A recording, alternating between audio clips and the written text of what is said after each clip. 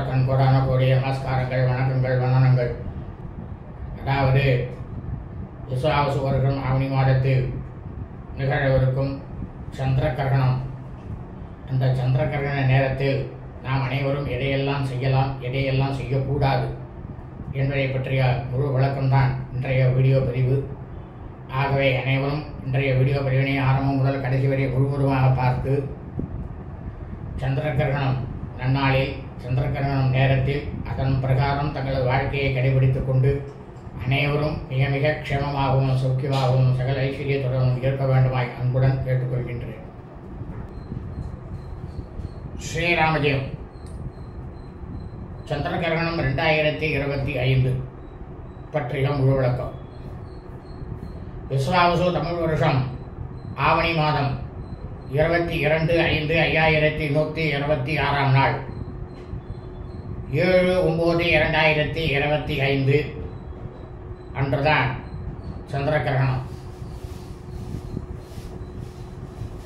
இந்த சந்திர கிரகணமானது ஆவணி மாதம் 22ஆம் நாள் 7/9/2025 ஞாயிற்றுக்கிழமை இரவு முழு பூரண சந்திர கிரகணமானது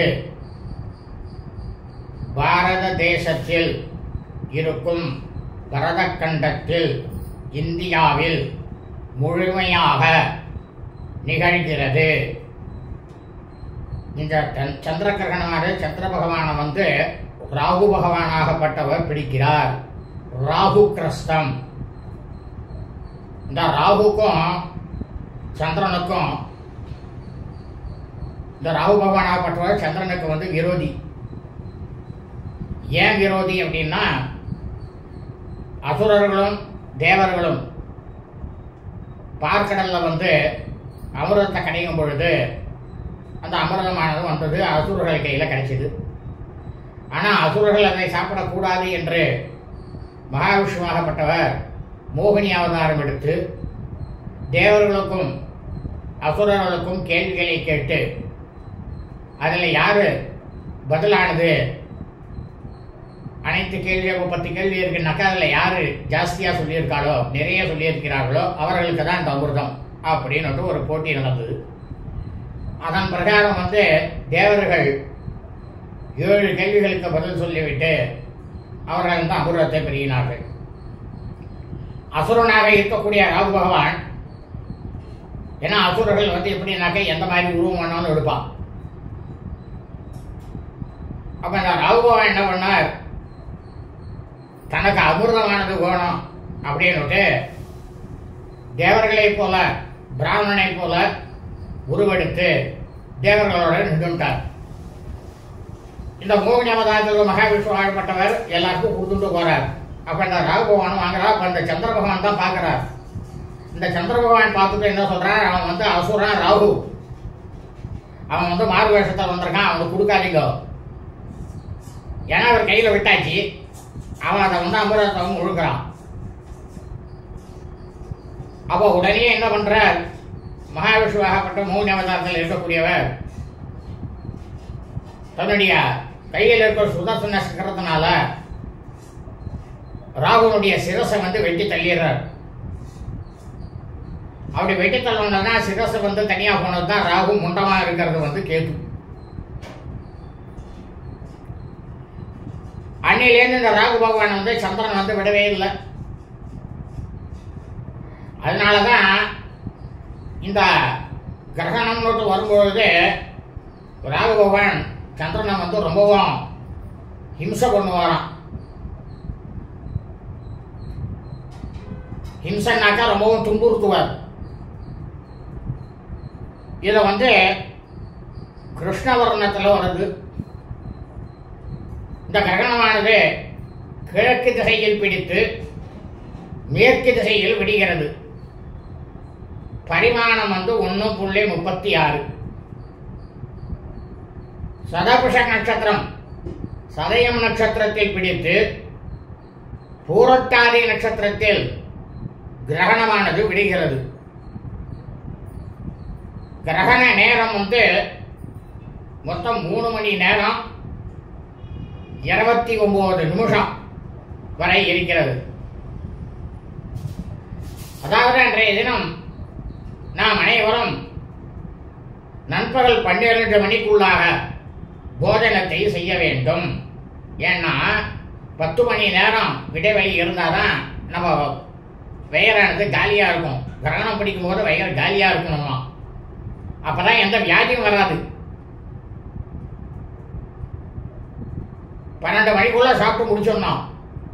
அதுக்கப்புறம் எல்லாம் சாப்பிடப்படாது. அதோட கிரகணம் முடிச்சுட்டு மறுநாள் தான் சாப்பிட்டுக்கணும். ஏன் இந்த மாதிரி வயிறு எம்டியா இருக்கணும் அப்படின்னா, ஆனா எங்களுக்கு சுகர் இருக்கு, பிபி இருக்கு, நாங்க சாப்பிடாம இருக்க முடியாது, என்ன பண்றது அப்படின்னாக்கா, அவளுக்கு மட்டும் அதாவது சாயந்தரம் 4 மணிக்குள்ள, 4 மணிக்கு மேலே எதையும் சாப்பிடாதீங்க. 4 மணிக்குள்ள சாப்பிட்டேன்னா போறோம். அதோட அந்த கிரகணம் விட்ட பிறகு ஸ்நானம் பண்ணிட்டு எதையாவது சாப்பிட்டுக்கலாம். அதுவும் பின்னிரவு தான் விட்டுறது. அதனால மறுநாள் காத்தால சாப்பிட்டுங்கோ. இல்லைனாக்கா அது விட்ட உடனே ஸ்நானத்தை பண்ணுங்கோ. ஸ்நானத்தை பண்ணிட்டு ஏதோ ஒரு பாலோ காப்பியோ எதையாவது சாப்பிடுங்கோ. இந்த கிரகணத்தன்றை இருக்கக்கூடிய பௌர்ணமி சிரார்த்தம் இருக்கணும். வருஷம் செய்யக்கூடிய பௌர்ணமி சிரார்த்தம், அத மறுநாள் பிரதம திதி இருக்கும்போது பௌர்ணமி சிரார்த்தம் மற்றும் பிரதம சிரார்த்தம் இரண்டையும் செய்ய வேண்டும். இந்த கிரகணமானது ஆரம்பிக்கக்கூடிய நேரமானது ஆவணி மாதம் 22ஆம் நாள் 7/9/2025 ஞாயிற்றுக்கிழமை இரவு 9:57 ஆரம்பமாகிறது கிரகணம். இந்த கிரகணத்தினுடைய மத்தியமம், அதாவது முழுக்கவும் அவர் பீடி பிடிச்சிட்டு அவர் பிடிக்கிறார். முழுக்கவும் சந்திரனாக மறைஞ்சுட்டு இருட்டா இருக்கும்.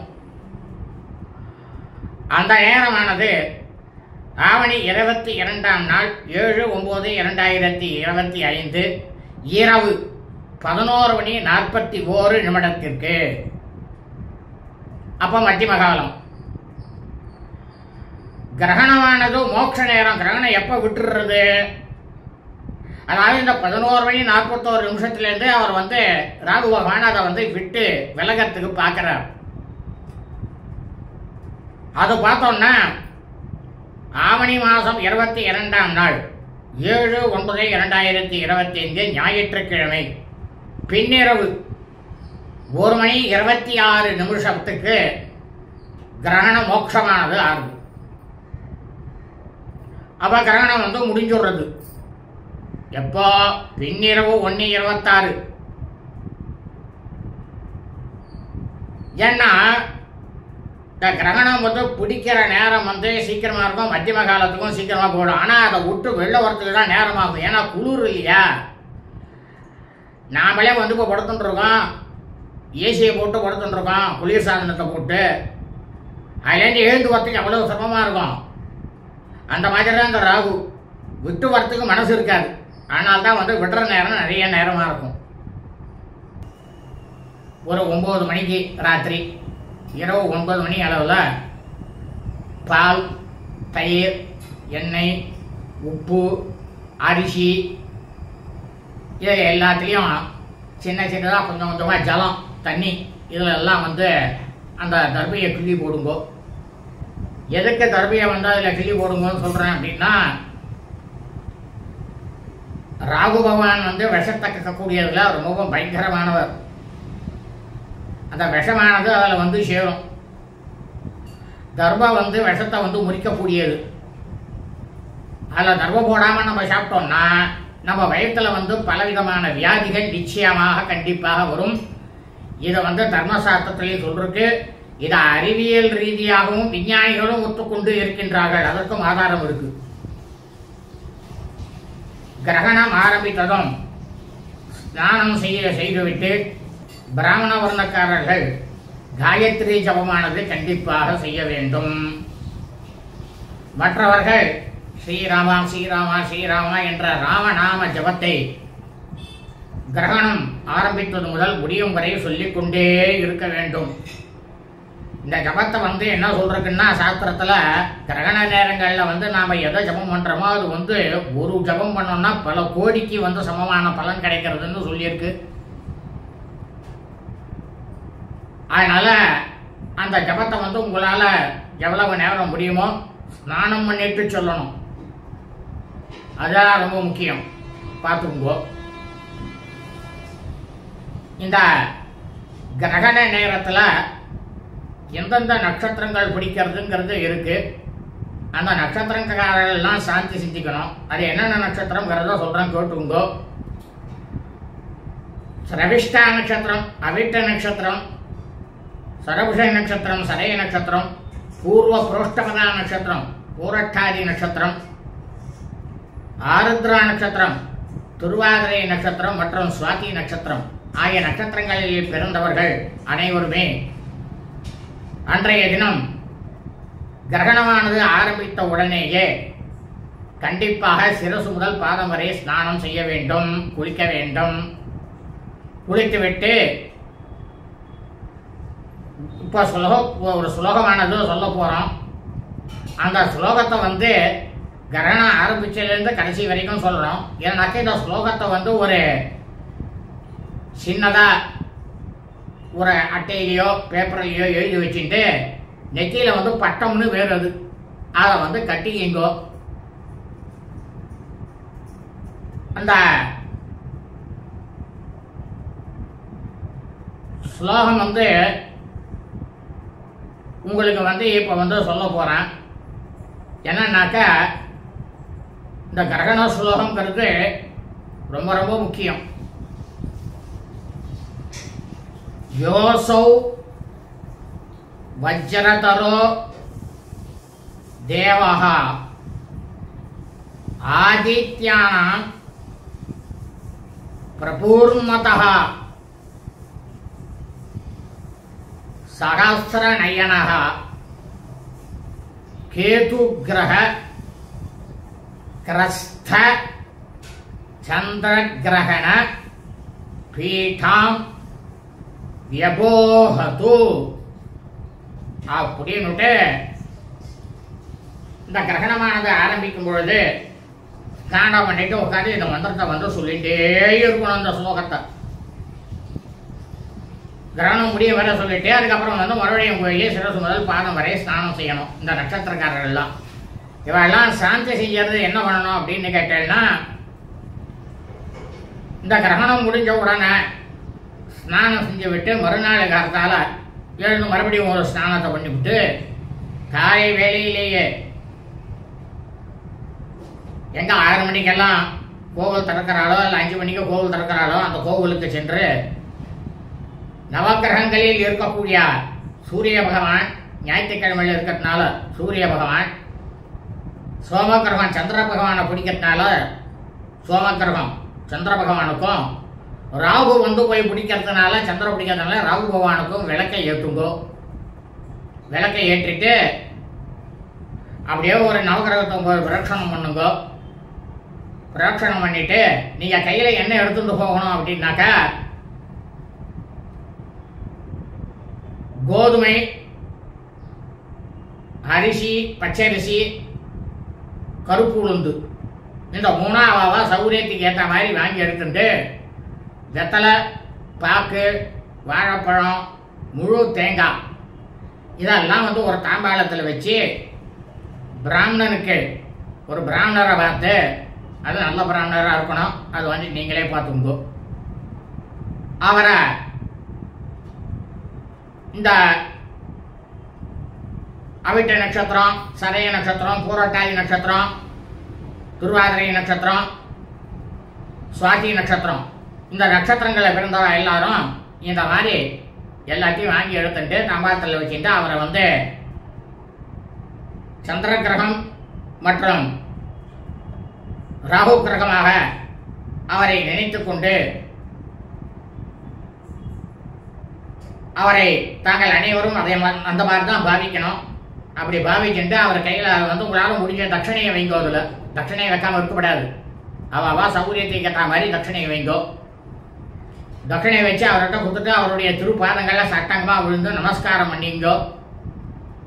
அவருடைய ஆசையை பெற்றீங்கன்னாக்கா என்ன அர்த்தம் ஆகுது அப்படின்னா, இந்த சந்திர கிரகணத்தில் இருக்கக்கூடிய பீடைகள் அனைத்தும் உங்களை பிடித்த பீடைகள்லாம் ஒழிஞ்சு போயிடுறதுன்னு சொல்லிட்டு சாஸ்திரத்தில் வந்து சொல்லிருக்கு.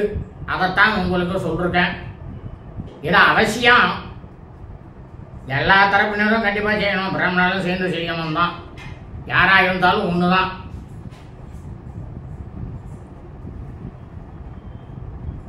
இதே இந்த கிரகணம் வந்து மத்தியமம் நேரம். இந்த மத்தியமம் நேரமானது ஆவணி மாதம் 22ஆம் நாள் 7/9/2000 ஞாயிற்றுக்கிழமை இரவு 11:41 தகப்பனார் இல்லாதவர்கள் அனைவரும் ஸ்நானம் செய்துவிட்டு அவர்களுக்கு தங்களுடைய சம்பிரதாயப்படி நெற்றியிலே விபூதி, கோபி சந்தனம், துருமன், ஸ்ரீசூர்ணம் இதையெல்லாம் இட்டுண்டு எள்ளோட அக்ஷதையை சேர்த்து உங்களோட பித்ருக்களுக்கு தர்ப்பணம் பண்ணணும். இது என்ன விசேஷம், எதுக்காக பண்ணணும் அப்படின்னு சொல்றதுக்கு பித்ருக்களுக்கு அந்த நேரத்தில் இந்த கிரகணமாக இருந்தால் மட்டும்தான் ராத்திரி எந்த வேலையாக இருந்தாலும் தர்ப்பணம் பண்ணணும், மற்ற நாளில் பண்ணப்படாது. இந்த கிரகண புண்ணிய காலத்தில் உங்கள் தாயாரோ தகப்பனாரோ போயிருக்கா, அவளுக்கு அமாவாசை தர்ப்பணம் பண்ணணும். இந்த கிரகண புண்ணிய காலத்தில் அவளை வந்து சேர்த்து பண்ணிடலாமா, அப்போதான் அமாவாசையிலேருந்து பண்ண முடியும்னுட்டு சாஸ்திரத்தில் சொல்றது. இந்த மாதிரி புண்ணிய காலங்களில் எடுத்துட்டா தான் அவளுக்கு அமாவாசை நீங்க தர்ப்பணம் பண்றதுக்கு அருகதை உண்டு. ஏன்னா அமாவாசையில தர்ப்பணம் பண்ணப்படாது.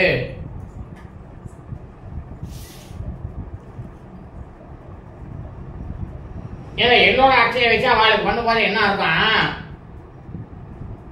நாம வந்து இந்த வருஷத்துல ஏதாவது மொத்தம் 94 நாள் தர்ப்பணம் பண்ணணும்னு சொல்லியிருக்கு.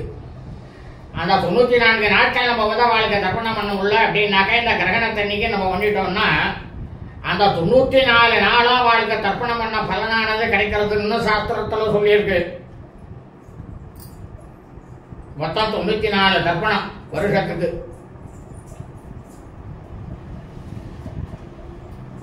அதனால எல்லாரும் அவசியம் கண்டிப்பா ஸ்நானம் பண்ணிட்டு அந்த மத்தியம காலமாக இருக்கக்கூடிய 11:41 தர்ப்பணத்தை பண்ண ஆரம்பிக்கணும். ஏன்னா இந்த ராகு பகவான் வந்து சூரிய கிரகணம் இருக்கும்பொழுது